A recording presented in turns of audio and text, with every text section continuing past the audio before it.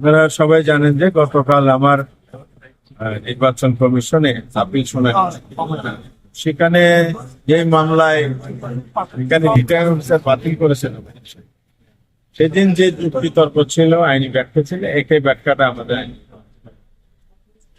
আমাদের এখানে কোনো প্রতিপক্ষ ছিল সেখানে কমপ্লেন ছিল। অফিসার নিজে থেকে সতর্ক হয়েই উনি বিষয়টিকে স্থাপন করেছেন। ভালো করে না শুনে একটি অন্যায় দাঁড়িয়ে সম্পর্ক হয়ে আমরা আমরা আইনি ব্যাখ্যা বিচারের ভিত্তিতে আমাদের ফিরে দিয়েছি। আমি আল্লাহ শুক্রিয়া আদায় করেছি।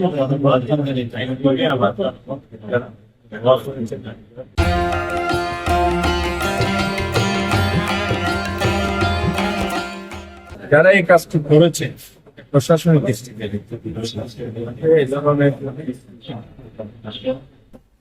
হয় তারা না জেনে করেছে, কারণ ইংলিশে করেছে, কত অন্যভাবে ওনারা ঢুকে পড়েছেন, যেটাই গঠন থাকে অন্যায় ভবিষ্যতে এবারে সাবধান করেছে। জনগণের সজাগ আছে পরিস্থিতি বলে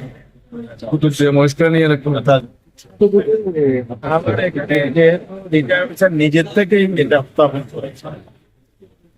মামলার কাগজ ইলেকশন কমিশনের মনোনয়নপত্র পূরণের নির্দেশনায় বলা আছে আমলে যে মামলা হয়েছে সেই মামলাগুলোর কাগজপত্রের ক্ষেত্রে বাধ্যবাধকতা নাই, কারণ আপনি মিথ্যা রাজনৈতিক মামলা অনেক প্রত্যাহার হয়।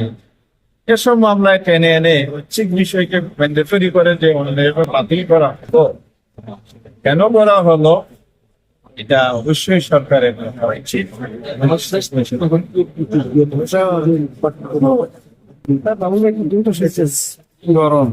আমার জনগণ এ ব্যাপারে সজাগ আছে।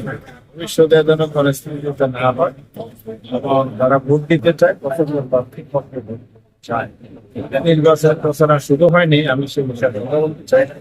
22 তারিখ থেকে প্রচারণা শুরু হলে আমরা দিতে চাই।